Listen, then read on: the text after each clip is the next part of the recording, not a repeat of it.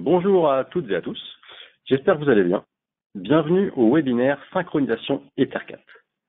Vous allez pouvoir poser vos questions suite à la présentation via le chat à droite directement. Vous pouvez le poser durant la session et ensuite j'y répondrai après. Voilà. Si vous avez le moins de problèmes, n'hésitez pas non plus à l'indiquer sur ce chat et du coup ma collègue essaiera de vous aider au mieux. Voilà.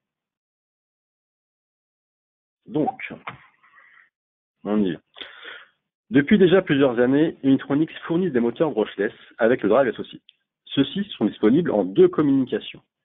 Donc, le CANopen, qui est disponible sur toute la gamme Ministream, voilà, jusqu'à 8 drives au maximum en contrôle, et la partie Ethercat, du coup, qui, lui, par contre, va être disponible uniquement sur les modules USC, donc les CPU en fond d'armoire. D'accord ? C'est sur celle-ci, du coup, que l'on va pouvoir parler de synchronisation, et pas l'autre. Vraiment exclusivement sur la partie Ethercat. Encore une fois, 8 drives au maximum, et on va pouvoir limiter cela à 4 drives simultanément pour la partie synchro. Attention, c'est important. Voilà. Donc c'est la nouvelle sortie d'Unilogic 1.33.236 qui a permis d'ajouter du coup cette fonctionnalité. Il y a d'autres fonctionnalités qui ont été ajoutées aussi dans cette version, on ne va pas trop en parler, mais juste pour les évoquer rapidement. On a un nouveau protocole comme l'OCTP, qui est un communication dédié pour l'énergie et surtout la recherche de batterie. On va avoir aussi un écran de veille qui va directement être incorporé dans cette nouvelle version, et ainsi qu'une grosse mise à jour par rapport au protocole REST. Voilà. Donc si vous avez des questions là-dessus, n'hésitez pas à contacter notre support.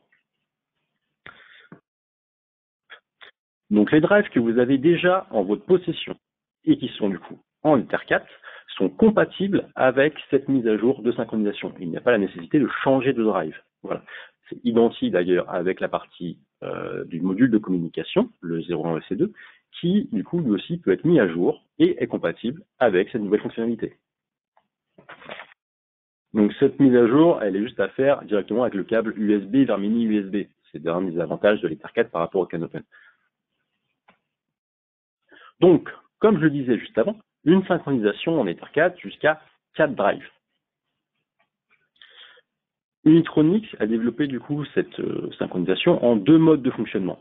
La partie du coup gire, donc engrenage, avec une régulation du coup en vitesse, une synchronisation en vitesse, et en position plus vitesse. Voilà. Le deuxième mode de fonctionnement est lui par rapport à un arbre à cam. Alors bien sûr, c'est pas un arbre à cam physique, c'est un arbre à cam électronique qui est incorporé directement dans la programmation.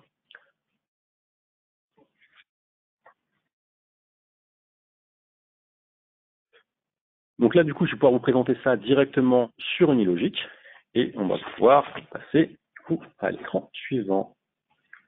Hop.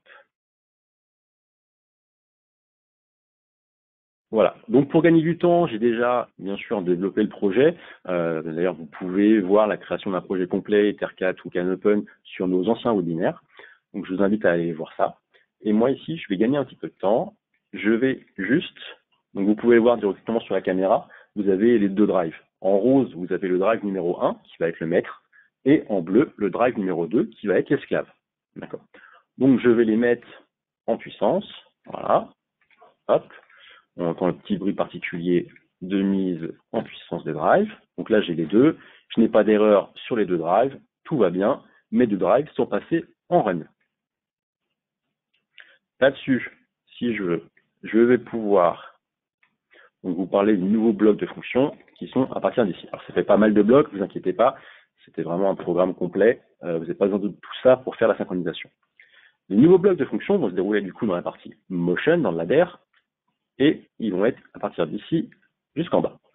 On va avoir le gear in, gear out, gear in position, le cam tab select, combine axe, cam in et cam out. Alors, ici, je vous ai dit qu'il y avait deux modes de fonctionnement.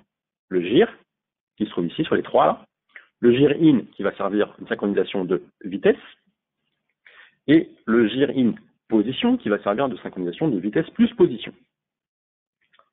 Et le gear out qui va permettre de stopper en fait la synchronisation qui a été en cours. Le cam tab select ainsi que les cam in, cam out vont être liés du coup à la partie arbre à cam électronique, et le combine axe lui, est un petit peu particulier. Il va permettre de combiner deux axes ensemble pour en créer un troisième virtuel qui va permettre de contrôler encore un autre axe. Voilà, c'est que à chaque fois, tous les blocs de fonction sont un axe par rapport à un autre axe, d'accord? Donc toujours par deux. Pour aller jusqu'à 4, on combine les axes ensemble pour aller jusqu'à 4 axes simultanément sur le même drive. À savoir, donc, la synchronisation, elle est toujours liée à un drive principal, un drive secondaire. C'est le drive principal qui va communiquer directement avec le drive secondaire. L'automate, une fois qu'il a lancé la synchronisation, ne fait plus cet échange-là, c'est directement entre les drives en direct. D'où la nécessité de l'Ether 4 par rapport au CanOpen. Le bloc GIR-IN. On a, comme je disais tout à l'heure, l'axe principal, l'axe secondaire. Ici, donc là, c'est le bit de mise en route, en gros, de la synchronisation. Ensuite, vous avez donc le continuous update, donc comme on peut mettre à jour en permanence. Le ratio donc du premier et le ratio du deuxième. Donc, voilà, d'où l'engrenage. Hein. C'est un système de ratio directement mécanique, donc là qu'on fait de manière électronique. Ensuite, on a l'accélération. La décélération, c'est de toute façon lié à l'accélération. Sur la synchronisation, on n'a pas le choix. Et le jerk, qui va en fait donner du coup la forme de la courbe au niveau de l'accélération-décélération. Voilà. Donc là, ici, je vais pouvoir le mettre en route, par exemple. Donc là, j'ai lancé ma synchronisation. Et on va pouvoir faire un petit déplacement. Ici, donc à une vitesse qui est faible. Donc c'est une mise en synchronisation, une vitesse faible. Et je vais bouger. Et donc là, j'ai les deux qui bougent simultanément. D'accord? Je vais arrêter ça. Pour éviter qu'ils aillent trop loin. Voilà. Donc les deux se sont arrêtés immédiatement aussi. Donc pas de problème là-dessus. On a bien vu que les deux avaient fait exactement la même chose.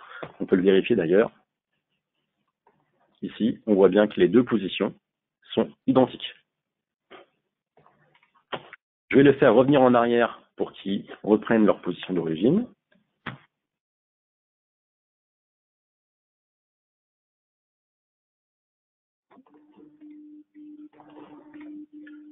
Donc là, j'ai les deux qui tournent. Hop, ils sont arrivés en position. Je vais du coup pouvoir arrêter cette synchronisation en fréquence, ici directement. Donc un GIR-out. Hop. Alors j'ai que le deuxième à désynchroniser. Au final, ça désaccouple en fait les deux ensemble, donc j'ai pas besoin de le faire sur les deux. Et ici, on va avoir le deuxième bloc de fonctionnement. Alors, celui-ci est un peu plus complexe, il y a un peu plus de choses. Je vais pouvoir vous l'expliquer de manière plus aboutie directement grâce à l'aide qui a été fournie avec la nouvelle version. À savoir qu'ils ont intégré du coup une nouvelle fonctionnalité, mais en même temps, ils ont aussi implémenté l'aide, ce qui n'est pas plus mal. Voilà. Donc ici, vous avez bien sûr toutes les explications au niveau des erreurs, codes, etc. Et vous avez l'explicatif par rapport à la synchronisation en positionnement. Alors, c'est un peu plus complexe.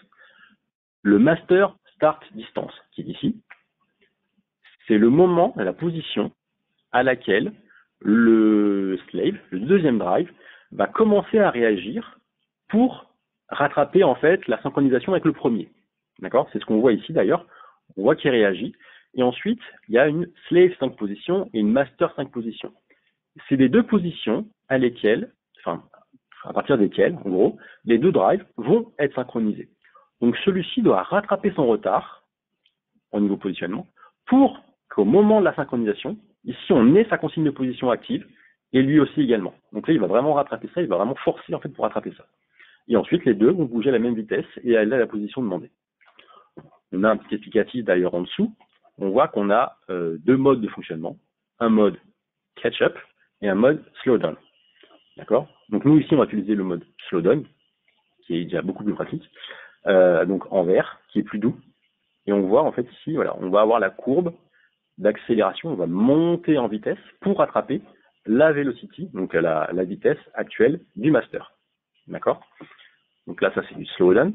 D'ailleurs, en plus, c'est le master qui va limite attendre en fait le slave.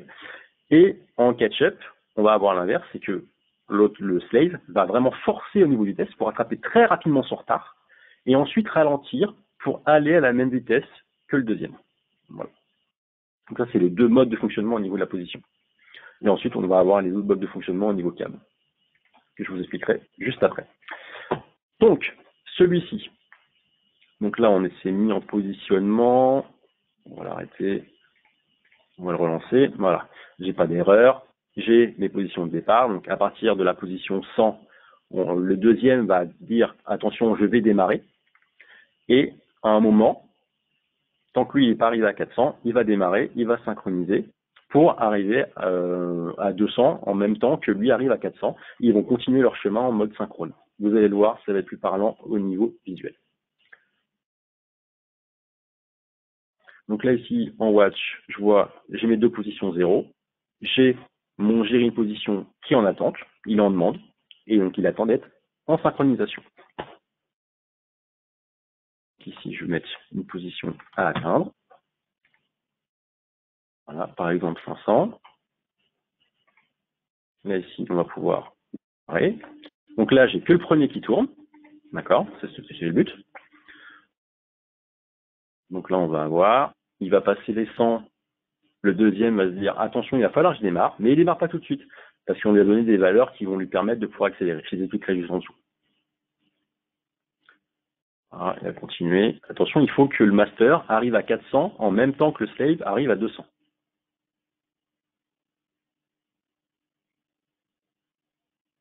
Et hop, et là maintenant, on a le deuxième qui a commencé à bouger et qui va beaucoup plus vite. On le voit là au niveau de la vidéo, les vitesses sont pas du tout la même chose. Et donc là, il va rattraper son retard pour arriver à descendre en même temps que l'autre à 400. Et maintenant, ils sont synchrones et on voit le positionnement qui bouge exactement de la même façon. À savoir qu'on a une synchronisation qui est l'ordre de la milliseconde entre les deux drives. Voilà.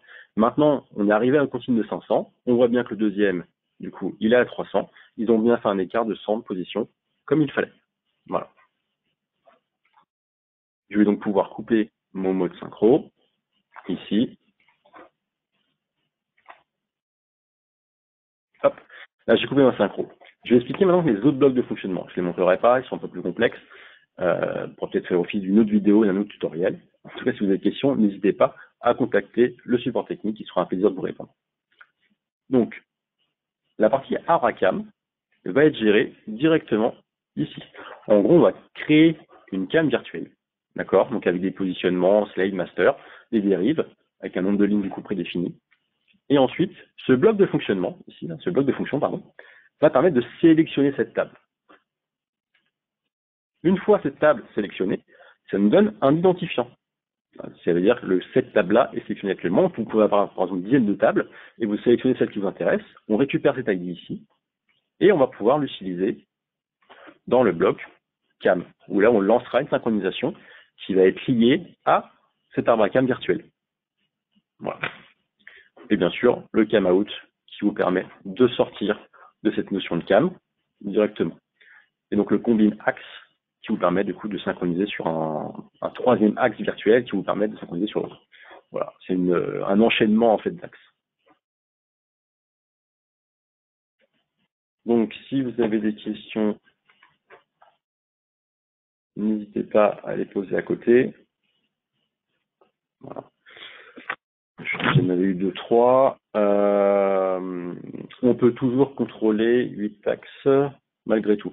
Oui, on peut faire un mix entre les 4 axes synchronisés et les 8 axes en tout. Donc il y a bien 4 axes non synchro plus 4 axes synchro. Il n'y a pas de problème pour ça, on est toujours à 8. Mix CAN et TER4. Alors c'est pas trop une question qui va être dédiée pour les TER4, mais oui, on peut faire un mix entre des motion CAN et une emotion TER4, mais la limite en tout et pour tout, de toute façon, sera sur 8, puisque c'est le nombre max de drive qu'on peut mettre dans la configuration matérielle de Nilogic. Voilà. Non, l'Ether4 n'est pas compatible avec un USC B3, puisque le B3 ne peut pas accepter en fait le 0.1 C2. Voilà. Okay. Il n'y a pas d'autres questions?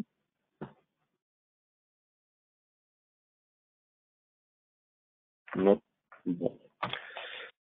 Bah, du coup, merci à tous d'avoir participé à ce webinaire, assez court pour une fois d'ailleurs. Et vous pouvez retrouver tous nos anciens webinaires ainsi que celui-ci prochainement sur le site de plsystem.fr/webinaire.html. Et puis si vous avez moins de questions, n'hésitez pas à me recontacter directement. Merci beaucoup à vous.